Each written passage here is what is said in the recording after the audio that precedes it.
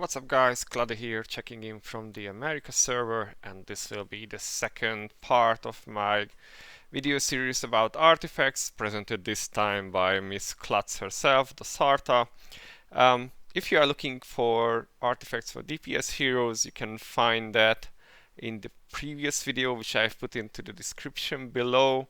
This one will be for tanking, and then there is still one upcoming for support heroes, and I might make actually one for PvP as well. I'm not quite sure about that because PvP is a whole different beast. Now, this one is gonna be specifically about artifacts that help with tanking, and this is important because in many boss fights and scenarios and whatnot, you will be using support artifacts to make you do more damage. But for this video, I'm gonna pick the ones that you use when you actually need to tank harder, when you are just taking so much damage that you need extra measures to keep your tank alive. So without further ado, let's just get to them. I have somewhat sorted them, I hope, actually, into the right order. Let's just see. I think the first one I've used should be on Jane. Yep, the Pumpkin Stuck Evil Spirit. Right now I would say this is the best tanking artifact because it both helps your tank and your DPS. At 0 star it gives 20% HP, and if there is only one enemy, then all your allies also gain 20% attack. So against single enemy boss fights, for instance, this is pretty OP. Sadly, it's an event artifact. You can only get it during the event, which is already done, but you can also pull it, I believe, from the 5k summons. I have gotten some event artifacts from it, so it should be possible. If you were lucky enough to get this to a high star, it should really help you a lot. And if you can get it from other pools, that should also help a lot. So that's the best I would recommend for first in slot or best in slot. Second, also a pumpkin, the cross pumpkin head.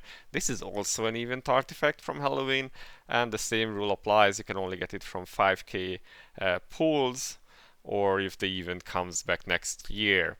It increases your maximum HP. At 1 star this is 24%, so that's quite nice, and you also deal damage around yourself, which is mainly a thing for PvP, but it might be a bit useful in some PvE scenarios as well. So again, maximum HP, one of the best things to give to tanks, definitely worth to have. Okay, let's move on. What else do we have? Dosarta, she's wearing some random gear, but the important part is the Golden Mask of Ancient King. This is a normal artifact, so you get it from the artifact pieces that you combine at the tower. And what it does is that when you get hit, there is a 5% chance to proc a shield of invulnerability that will last for 7.5 seconds. And the shield can be dispelled, so in PvP that's something to look for, but still 7.5 seconds of invulnerability is pretty nice. It has a cooldown of 5 seconds, which means that once the shield has ended, there is a cooldown of 5 seconds. At least that's how it's supposed to work. So it's not like it can proc again while you are not taking any damage. Once that 7.5 seconds at 5 star is done, then there is a 5-second cooldown, and then it can proc again. It says 5% chance, but in my opinion it procs a lot. It's a really useful artifact to have if you are having issues with staying alive. So definitely something I recommend going for building if you are having problems with tanking, or if you want to use it in PvP. But as said, PvP is a whole different beast. Next up, Philip should have it. Yep, primer for the heroes. Now what this book does is that when your HP falls below 20%, it gives you a pretty big attack and speed buff. At 4 star it's 62%. Not that useful for tanks, maybe except for the speed, but it also increases your damage reduction, which Vespa wording is a bit ambiguous sometimes, so it's kinda... Damage reduction is normally toughness, I believe. Either way, 620 of it is a lot, so this will make your tank take a lot less damage for clutch moments when you are below 20% health. That's still like nearly 2 million with this current fill-up gear, so that's not so bad. And it has no restrictions, so if you heal up to say 30% after that, it gets removed. If you drop below 20 again, it procs again, or it gets applied again, so it can keep your tank alive for longer at very low amounts of HP, which is kinda useful. It has pulled me out of some bad situations. Not the best tank artifact, but it can be good. And you can also use this actually on some DPS at times and like combine it with Mediana, which can cause some interesting results. I believe someone used to do that with Theo in Arena, but that was a long time ago before everyone could like dispel and stuff. Moving on, we have the Line of Protection, cool looking artifact, which increases your P defense by a nice amount and P block. So obviously this is only useful when you are fighting enemies, bosses that do physical damage. In that case, you get quite a nice P defense, physical defense bonus, and it increases your block chance. I wish it also increased the amount you blocked, because that would be kind of nice, but yeah, still a good one to have, either for your tank or if you are like running Priscilla as a support. She scales with physical defense, so that's something you can consider. All in all, a quite nice artifact to have.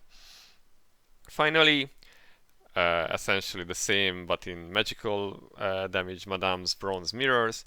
This was raises your block chance by a lot and gives you magical damage reduction, which should be, I believe, toughness again, but it's kinda ambiguous. It used to be the theory that it actually increases your block damage, so the amount of damage that you block. But yeah, Vespa wording is kind of weird. There is a stat for blocking that can increase your block damage, but not quite sure if this would be the wording. This is one of the very first artifacts in the game, so it might very well be that it was just wrongly worded. Vespa is kinda infamous for that, so yeah. These are essentially the top picks, the top 6 that I would recommend going for if you are building tanks. It really depends what kind of content you are facing and whether you are having issues with damage. Now there are some more artifacts that you can put on your tanks. For instance, this one will give them mana. There are times when you are being mana burnt, for instance Vel'Koz, and this is one of the ones that people tend to use. You can use masks in case where you are fighting a certain type of enemy that can be countered with a mask, because the mask also gives damage resistance again. So it can be, if your tank is taking too much damage, then this is one of the options. You can, well, you could use Insignia of Iron Conviction, but I think this is a terrible artifact. I don't recommend using it.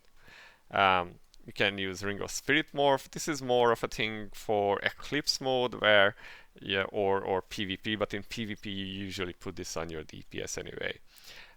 Sometimes I do put this on my tanks for the extra P dodge. It can be helpful. Right now it's on my Roy tank for Sky Trial. And that's pretty much all the artifacts I would recommend using. Perhaps you can consider this one again, but this is for buffing, so that will be in the next video. And that's basically it. All the artifacts you may need for tanking, unless there is some very specific scenario where you need like a solar stone or something. But basically these are the artifacts to look out for if you want to pimp your tank a little bit more. I hope this was helpful to you. If you have any questions or comments, feel free to leave them below. If you are looking for DPS artifacts, that's in the comment, in the description of the video. I always mix these two up. And there is one video coming up for support artifacts, and perhaps also for Arena. I will look into that, whether I can make something useful for that or not. So for now, I've been Cloudie. Thank you for watching, and I'll see you at the next video. Bye bye.